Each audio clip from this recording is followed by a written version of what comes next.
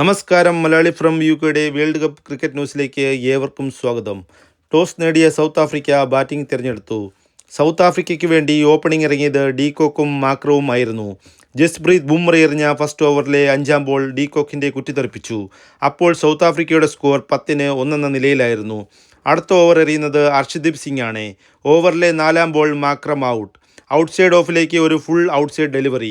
Straight mid ഓഫിലേക്ക് കളിച്ച പന്ത് ഹാർദിക് പാണ്ഡ്യ പിടികൂടി മക്രം മടങ്ങുമ്പോൾ സൗത്ത് ആഫ്രിക്കൻ സ്കോർ 12-2 എന്ന നിലയിലായിരുന്നു.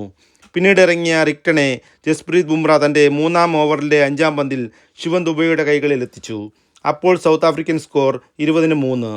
തുടരെ വിക്കറ്റുകൾ നഷ്ടമായ സൗത്ത് ആഫ്രിക്കയെ 97 റൺസിൻ്റെ പാർട്ണർഷിപ്പ് എടുത്ത് കരകയറ്റിയത് ബ്രീവിസും ഡേവിഡ് മില്ലറും ചേർന്നാണ്.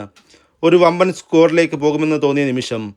പക്ഷേ 12-ാം ഓവറിലെ 2-ാം പന്ത് ഔട്ട്സൈഡ് ഓഫിലേക്ക് ഫുൾ ലെങ്ത് ഡെലിവറി.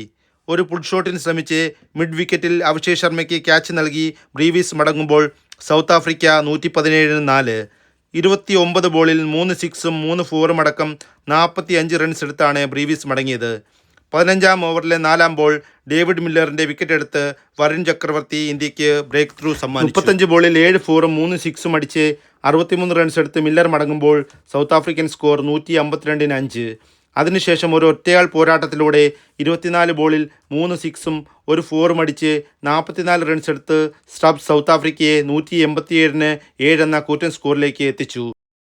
മറുപടി ബാറ്റിങ്ങിന് ഇറങ്ങിയ ഇന്ത്യക്ക് 4-ാം ബോളിൽ ഇഷാൻ കിഷൻ്റെ വിക്കറ്റ് നഷ്ടമായി. ഇന്ത്യ 0-1.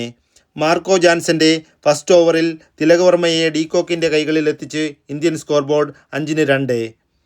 4-ാം ഓവറിൽ 3-ാം ബോളിൽ 15 റൺസ് എടുത്ത അഭിഷേക് ശർമ്മയെ ജാൻസൺ മടക്കി. Indian score board 26-3.